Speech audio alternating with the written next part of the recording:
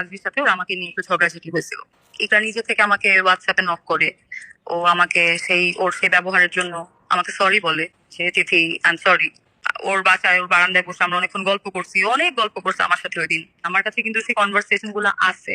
ও যখন আমাকে কিছু লিখছে যে ও চলে যাবে, ও থাকবে না, আমি সবসময় ওকে লিখছি যে কি বলো তুমি এগুলা, ইউ আর হিজ কুইন। আমাকে লাইফ থ্রেট করা হচ্ছে, আমাকে রেপ করবে বলা হচ্ছে। এবং আরেকটা মিসকনসেপশন, অনেকে বলতেছে যে আলভি তার বউকে শেষ দেখা দেখতে আসে না, গার্লফ্রেন্ড নিয়ে নেপালে ঘুমায় আছে। এটা ভুল কথা। আমি দেশে এখন, আলভি আর আমি একসাথে আসি, এখন নেপালে ঘুমাচ্ছি দুইজন শান্তিতে। এটা এটা খুবই অ্যাবসার্ড কথা, এটা ভুল কথা। ফেব্রুয়ারিতে যে নেপালের শুটিং, এটা তো ইকরা হঠাৎ করে জানে নাই। ইকরা তো এটা অনেক আগে থেকেই জানে।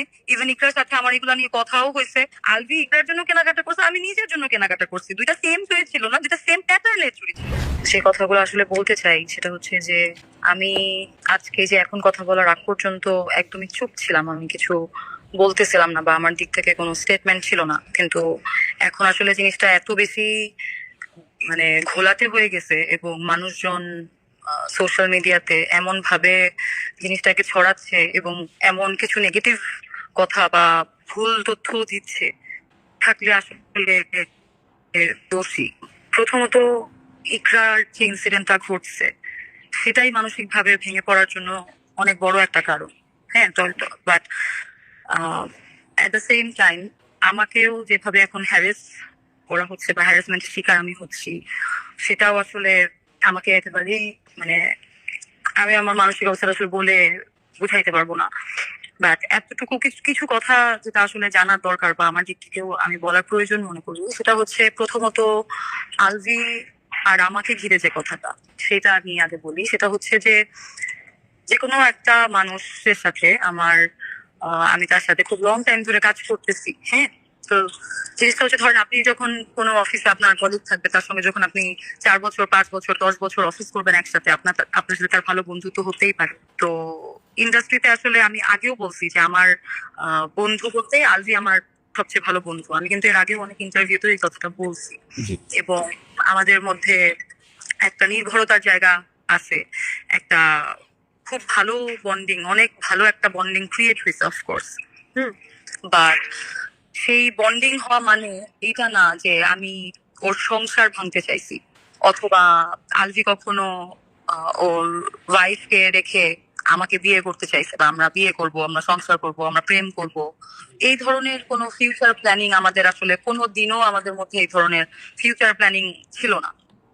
এবং ইকরার দিক থেকে যেটা ছিল সেটা হচ্ছে যে ইকরা তো আসলে মানে মানুষটা দুনিয়াতে নাই, তাকে নিয়ে আসলে আমি এই কথাগুলা বলতে চাই নাই। কিন্তু ইকরার কিন্তু সন্দেহ করতো অনেক। হ্যাঁ, এবং নট অনলি মি, আমার শুধু যে আমার ক্ষেত্রে সেটা না, আমার ক্ষেত্রে সন্দেহটা কখন ক্রিয়েট হয়েছে, যখন আমার সাথে ননস্টপ একটানা এত বছর ধরে কাজ হচ্ছে বা ইকরা দেখতেছে যে আজকে আমাদের মধ্যে একটা ফ্রেন্ডশিপ আছে, বা ইকরার থেকে ওই ফ্রেন্ডশিপটা আড়াল ছিল না। কিন্তু আড়াল ছিল না, এটা দেখা যায় বিভিন্ন জায়গায়। ইকরার আমাকে একসাথেও অনেকে অনেক জায়গায় দেখছে। তো ধরেন যে ইকরা যে সন্দেহটা করতো অনেক আগে থেকেই, অন্য কোনো আর্টিস্টের সাথে কাজ হইলেও ইকরা ওই আর্টিস্টকে নক করতো, কথা বলতো, জানার চেষ্টা করতো, বোঝার চেষ্টা করতো, এই বিষয়গুলো ওর মধ্যে ছিল। এবং যখন আমার সাথে আলভির প্রথম দিকে কাজ হয়, তখনও ইকরা আমার ব্যাপারে অনেক জায়গায় খোঁজ নিছে বা আমার সাথে ও নিজে নিজেই নক করছে, কথা বলছে। হ্যাঁ, আমিও কথা বলছি। তো একটা পর্যায়ে এরকমও হয়েছে কিছুদিন পর যে ইকরা একটু সিন ক্রিয়েট করছিল আমার সাথে, কারণ আলভির সাথে ওর আমাকে নিয়ে একটু ঝগড়াঝাটি হয়েছিল। তো ওই সিন ক্রিয়েটার পরে আমিও ইকরাকে ওই সময় ব্লক করে দিছিলাম। হ্যাঁ, যে ভাই তোমরা, ইভেন আমি আলভিকে বলছিলাম যে ভাই তোমাদের ব্যাপার, তোমরা আমাকে কেন এটার মধ্যে ট্র্যাক করতেছো, এরকম বিষয় ছিল। তার অনেকদিন পরে আলভির একটা বার্থডেতে, গত বছরের বার্থডেতে, ইকরা নিজে থেকে আমাকে হোয়াটসঅ্যাপে নক করে, ও আমাকে ওর সেই ব্যবহারের জন্য আমাকে সরি বলে যে তিথি আই এম সরি, আমি তোমার সাথে অনেক বাজে ব্যবহার করছিলাম, আমার আসলে মানসিক অবস্থা ঠিক ছিল না। তো আমিও কিন্তু তখন ওকে যে না, ইটস ওকে, সমস্যা নাই। দেন ও বলতেছিল যে আলভির বার্থডে সামনে সারপ্রাইজ দিব, তো তোমরা সবাই আমাকে হেল্প করবা, আর যারা যারা সবাই মিলে হেল্প করবা। তো আমিও কিন্তু তখন বলছি আচ্ছা ওকে। এখন আমি কিন্তু চাইলে জিনিসটা তখন ইগনোর করতে পারতাম, যদি আমার এতই প্রবলেম থাকতো ইকরাকে নিয়ে আমি কিন্তু সেটা ইগনোর করতাম, আমি যে কোনো কিছুই বলতে পারতাম ইগনোর করার জন্য, যে আমার শুটিং আছে, আমার ফ্যামিলি ফাংশন আছে, সরি ইকরা আমি পারতেছি না আসতে, বা আমি থাকতে পারছি না, অনেক কিছুই করতে পারতাম। বাট আমি কিন্তু ইকরা যখন আমাকে নক করছে, আমি কিন্তু ওর সাথে কথা বলছি, আমি ওই বার্থডেতে প্রেজেন্ট ছিলাম, সেটার ভিডিও ছবি অনেকেই দেখছে, আমাদের একসাথে ছবি দেখছে। এবং ওইটার পর থেকে কিন্তু ইকরার সাথে আমার ভালোই কথাবার্তা হইতো। হ্যাঁ, ভালোই কথাবার্তা হতো। এখন আমার কথা হচ্ছে যে একটা মানুষকে নিয়ে তুমি যদি এত সন্দেহ করো, সেই মানুষটার সাথে যদি তুমি আবার ফ্রেন্ডশিপও রাখো, ভালোভাবে মিশো, কথা বলো। ইকরা আমাকে এই যে জাস্ট কয়েক মাস আগে হবে, ওই যে ওরা যে মালয়েশিয়ায় গেল, তার আগে দিয়ে ইকরা সাথে ইকরা আমাকে নক করছে, ও আমার সাথে ফ্রেন্ডশিপটা রাখতে চাইছে। আমি ওকে বলছি of course we can be friends. এবং এরপরে আমরা একসাথে বসছি, আমরা একসাথে কফি খাইছি, আমরা একসাথে কয়েক ঘন্টা আমরা গল্প করছি উত্তরায় একটা ক্যাফেতে। হ্যাঁ, অনেকক্ষণ আমরা গল্প করছি। এরপরে ও যখন মালয়েশিয়াতে গেছে তখনও ইকরা আমার সাথে কানেক্টেড ছিল, আমার সাথে ওর কনভারসেশন হয়েছে ফেসবুকে, মেসেঞ্জারে ইকরার সাথে। ইকরার যখন বার্থডে গেছে আমি ওকে উইশ করছি, আমি ওকে গিফট পাঠাইছি। এন্ড তো আমাকে নিয়ে যদি এত ইস্যুস থাকে, তাহলে তো আসলে আমার সাথে এত কথা বলারও কোনো লজিক নাই, বা আমার সাথে বন্ধুত্ব রাখার কোনো লজিক ছিল না আসলে। এন্ড ইকরার আমি একসাথে কয়দিন আগে মিরপুর ডিএচএসে একটা পার্লারেও আমি গেছি। আমি একসাথে ওখানে আমরা একসাথে ফেসিয়াল করছি, একসাথে টাইম স্পেন্ড করছি, কথা বলছি। এবং ইকরা একটা পর্যায়ে আমাকে এরকম হয়েছে, আমাকে বলছে যে রাত হয়ে গেছিল একটু, তো আমাকে বলছে তুমি বাসায় চলো। আমি বলছি যে না থাক, আজকে বাসায় যাবো না। না চলো, কিছু হবে না। আমার একটু আনইজি লাগতেছিল, যেহেতু এর আগে মানে যতই ফ্রেন্ডশিপ হোক, এর আগে যেহেতু এগুলো নিয়ে অনেক কিছু হয়েছে, তো আমিও যেতে চাচ্ছিলাম না। বাট ও বলতেছিল যে না চলো, আড্ডা দিই একটু, তারপরে যাও। তো ওই দিন বাসায় আবার আলজি ছিল না। তো ইকরা আমাকে ডাকছে, আমি গেছি ওর বাসায়, ওর বারান্দায় বসে আমরা অনেকক্ষণ গল্প করছি, অনেক গল্প করছে আমার সাথে ওই দিন। তো আমার কথা হচ্ছে যে আমাকে ঘিরে যদি এত প্রবলেম থেকে থাকে, তাহলে তো আমার সাথে এত গুড বন্ডিং, ভালো বন্ডিং, ফ্রেন্ডশিপ এগুলো থাকারই কথা না। এবং ও কিন্তু আমাকে, ও যে ফ্রাস্ট্রেটেড, ও কিন্তু আমার সাথে এগুলাও প্রায় সময় মেসেঞ্জারে কনভারসেশনে আমার সাথে শেয়ার করছে। এবং আমি কখনোই ওকে ডিভোর্স নেওয়ার জন্য অথবা অন্য কোনো বিষয়ে প্রভোক করে আমি কিন্তু ওকে কখনো কিছু লিখি নাই। আমার কাছে কিন্তু সেই কনভারসেশন গুলো আছে। ও যখন আমাকে কিছু লিখছে যে ও চলে যাবে, ও থাকবে না, আমি সবসময় ওকে লিখছি যে কি বলো তুমি এগুলা, ইউ আর হিজ কুইন, তো ইউ আর দ্য কুইন, এরকম ভাবে আমি ওকে সবসময় আমি ওকে লিখছি। তো আমার দিক থেকে আমি ওকে প্রভোক আমি কখনোই করি নাই, এটা এটা হইতে পারে না, এটা ভুল কথা। এবং আরেকটা বিষয় হচ্ছে যে এখন অনেকেই অনেক কথা বলতেছে। হ্যাঁ, কেউ বলতেছে আমি আরেক সংসার ভেঙে আমি আহ, আমার আগের বিয়ের কথা তুলে আনতেছে। তো এই জিনিসগুলো তো আসলে, এগুলা কথার মধ্যে তো পুরোপুরি সত্যতা নাই। তাহলে এই ধরনের কথা বলার এখন মানে কি? হ্যাঁ, অফকোর্স আই ওয়াজ ম্যারিড, আমি বিয়ে করছিলাম, আমার ডিভোর্স হয়েছে। এখন যেমন ইকরা এই দুনিয়াতে নাই, এই কারণে অনেকে বলতেছে না যে আহ মরে যাওয়ার চেয়ে ডিভোর্সি ট্যাগ নিয়ে বেঁচে থাকা ভালো। তাহলে আমার ডিভোর্সি হওয়াটাতে এত ইস্যু কেন? এবং নট অনলি দ্যাট, আমার ফ্যামিলিকে ড্র্যাগ করা হচ্ছে যে আমার আব্বু আম্মুর ডিভোর্স হয়ে গেছে, তারা একসাথে থাকে না। তো এই পুরো টপিক আমার আব্বু আম্মুই বা আসে কোথা থেকে? আচ্ছা, সেটাও আমি বুঝলাম। আমি একটু আড়ালে থাকার কারণ হচ্ছে, আমি আসলে আমাকে এত পরিমাণ হ্যারেস করা হচ্ছে আমার সোশ্যাল মিডিয়াতে, আমার ফেসবুকে, আমার মেসেঞ্জারে, আমার ইনস্টাগ্রামে। আমাকে চাচ্ছে তাই আমাকে লাইভ থ্রেট করা হচ্ছে, আমাকে রেপ করবে বলা হচ্ছে। হ্যাঁ, আমি রাস্তায় বের হইলে আমার মারবে বলতেছে। তো যখন একটা মেয়ে এই ধরনের লাইফ থ্রেট পায়, ওই মেয়েটা তো আসলে ওপেনলি আর তখন চলতে পারবে না। তো এই কারণে আমাকে একটু চুপ থাকতে হয়েছে, আমাকে একটু আড়ালে থাকতে হয়েছে। এবং আরেকটা মিসকনসেপশন, অনেকে বলতেছে যে আলভি তার বউকে শেষ দেখা দেখতে আসে না, গার্লফ্রেন্ড নিয়ে নেপালে ঘুমায় আছে। এটা ভুল কথা। আমি দেশে এখন, আমি পুরো টিমের সাথেই বাংলাদেশে চলে আসছি। হ্যাঁ, আমি গতকালকে দেশে চলে আসছি। এবং যেদিন এই ঘটনাটা ঘটে, ওই দিন অ্যাকচুয়ালি টিকেটের জন্য, একটা টিকেটের জন্য হইলেও অনেক অনেক জায়গায় ফোন দেওয়া হয়েছে, টিকিট পাওয়া যায় নাই প্রথম দিন। এবং পরের দিনের টিকিট করা হয়েছে, আমরা বাকিরা টিমের সবাই বাংলাদেশে ব্যাক করছি। এটা একটা বিষয়। তো আলভি আর আমি একসাথে আসি, এখন নেপালে ঘুমাচ্ছি দুইজন শান্তিতে। এটা এটা খুবই অ্যাবসার্ড কথা, এটা ভুল কথা। এবং আমার বার্থডে এখানে অনেক বড় একটা ইস্যু ক্রিয়েট হয়েছে যে আমার বার্থডে সেলিব্রেট করতে নেপালে গেছে। এখন আমার কথা হচ্ছে, আমার বার্থডে তো এখানে একটা ফ্রেন্ড বলছে যে 2022 থেকে নাকি আলভি আর আমার সম্পর্ক। তো 2022 থেকে এই 2026 পর্যন্ত তো আমার আরো বার্থডে গেছে, আমার তো এখানে আরো বার্থডে গেছে। তো বার্থডে গেছে, ঈদ গেছে, কত অকেশন গেছে, কোন অকেশনে শুটিং এর বাহানা করে যাওয়া হয়েছে। আর ফেব্রুয়ারিতে যে নেপালের শুটিং, এটা তো ইকরা হঠাৎ করে জানে নাই, ইকরা তো এটা অনেক আগে থেকেই জানে। ইভেন ইকরার সাথে আমার এগুলা নিয়ে কথাও হয়েছে যে জানুয়ারিতে আমরা যাচ্ছি, আলবি আলবি যাবে, আমি যাবো, ফেব্রুয়ারিতে তো তোমাদের আবার শুটিংও আছে নেপালে, এরকম কথাও হয়েছে আমার ইকরার সাথে। তো ইকরা আগে থেকেই জানে যে ফেব্রুয়ারিতে নেপালের শুটিং। তো ফেব্রুয়ারিতে নেপালের শুটিং, আমার বার্থডেটাও ওই টাইমে পড়ে গেছে। তো যে কোনো সেটে ভাইয়া, আপনারা তো জানেন, যে কোনো সেটে যে কোনো সেলিব্রিটি হোক, মানে কোনো আর্টিস্ট হোক, ক্যারেক্টার আর্টিস্ট হোক, টেকনিশিয়ান হোক, যে কেউ হোক, কারো যদি জন্মদিন থাকে ডিউরিং শুটিং, তাহলে কিন্তু সেখানে একটা কেক এনে কেক কাটা হয় ভাই, সেলিব্রেট করা হয় ভাই। হ্যাঁ, তো আমার বার্থডেটাও যেহেতু ওখানে পড়ছে, আমার বার্থডেটা ওখানে। এখন সেলিব্রেশনের কথা যদি বলি, 26 তারিখে রাত্রে 12টায়, যেহেতু আমরা শুটিং এ আছি, শুটিং চলতেছে, ওইখানে কিন্তু আমাকে যারা ছিল, আমরা তো প্রায় 14, 15, 16 জনের মতো ছিলাম টোটাল। তো এই প্রত্যেকটা মানুষ আমাকে 12টার সময় হ্যাপি বার্থডে বলবে, উইশ করবে, এটা তো অস্বাভাবিক কিছু না। তা আমাকে সবাই উইশ করছে, কিন্তু রাতে 12টা কিন্তু ওখানে একটা কেক কেটেও সেলিব্রেট করা হয়নি। তা আমার বার্থডে উদ্দেশ্যেই যদি যাওয়া হয়, তাহলে তো রাত্রে 12টায় ওখানে কেক থাকতো, এই থাকতো, সেই থাকতো, অনেক কিছু থাকতো। ওই ভিডিও আছে যে একটা আমাদের এক অ্যাসিস্ট্যান্ট ডিরেক্টর কাছে একটা চকলেট ছিল, ওই চকলেটটা সামনে রেখে ওই চকলেট আমাকে দিয়ে কাটেছে, কেক নাই দেখে। কারণ ওইখানে এই ধরনের সেলিব্রেশন পসিবল ছিল না। এবং 27 তারিখ ছিল আমার জন্মদিন।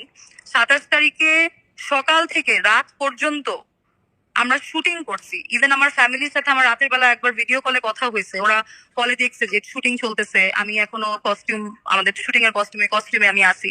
তো কোথায় সেলিব্রেশন ভাই? সেলিব্রেশন হলে তো ভাই 27 তারিখে মানে সেলিব্রেশন হইতো। আমরা তো শুটিং করছি ওইখানে, আমার জন্মদিনের দিন আমি শুটিং করছি ওইখানে, আমি ওখানে, এটা নিয়ে আমার কোনো দুঃখ না, ওটা আমার কাজ। বাট যদি বলা হয় যে সেলিব্রেট করা হয়েছে, এই কারণে এটা মরে গেছে, আমার বার্থডে সেলিব্রেট করতে গিয়ে এটা মরে গেছে ভাই, এই এইটা আমি কিভাবে টলারেট করবো? এটা আমি কিভাবে মানবো? এটা তো আমার জন্য কষ্টদায়ক না? এবং শুটিংও শেষ হয়েছে প্রায় রাত্রে 12টার পর, যখন আমার বার্থডে শেষ, এরপরে আমাদের একজন আছে যে কাঠমান্ডুতে ছিল, আমরা কাঠমান্ডু থেকে দূরে শুটিং করতেছিলাম, কাঠমান্ডুতে ছিল, এবং ওখানে আরো অনেক মানুষ ছিল যারা আমাকে ভালোবাসে। তারা কোত্থেকে জানি, নিজেরা সবাই মিলে একটা কেক এনে, পরে আমার বার্থডে শেষ হয়ে যাওয়ার পরে কেক কাটা হয়েছে। তো এই কেক কাটিং তো সবার বার্থডেতেই হয়, এটা এটা আমার বার্থডেতে হওয়াতে খুব এটা অস্বাভাবিক কিছু না।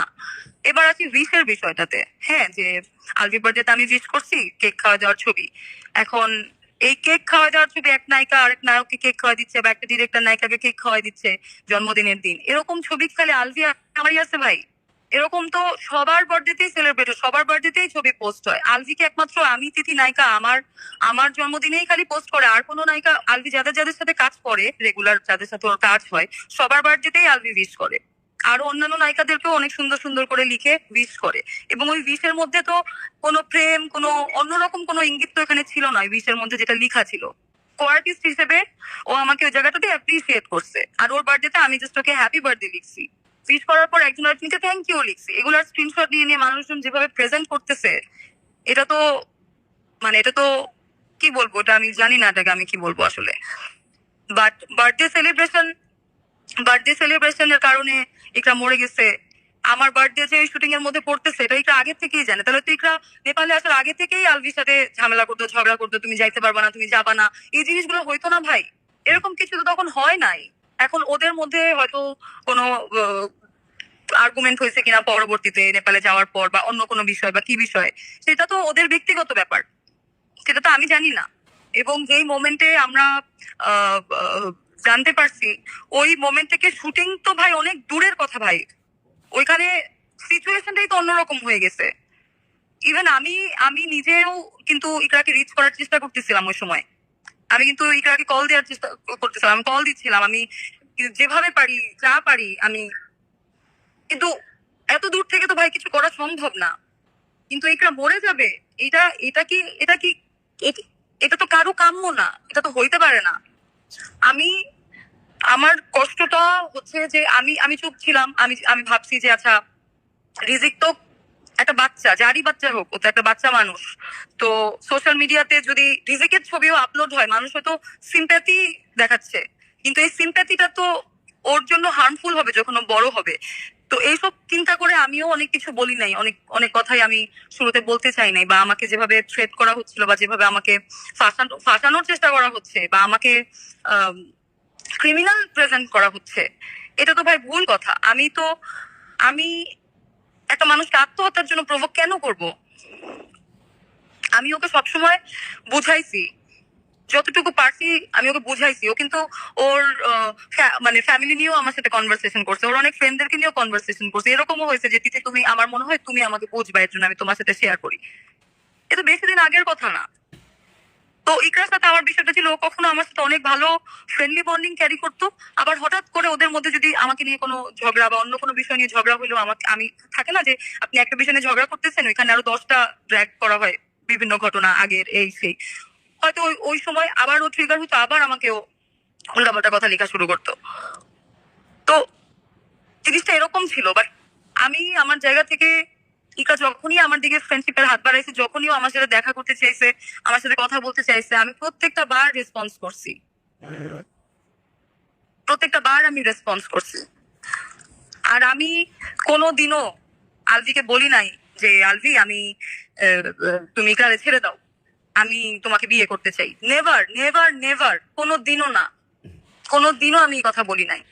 এবং আমি এই জায়গায় একটু প্রশ্ন আছে যে আপনি অনেকেই বলে যে আপনার সঙ্গে আলভির প্রেম ছিল, আজকে অন্তত পক্ষে এটা খোলাসা করা হচ্ছে যে আপনাদের মধ্যে প্রেম ছিল নাকি শুধুই বন্ধুত্ব?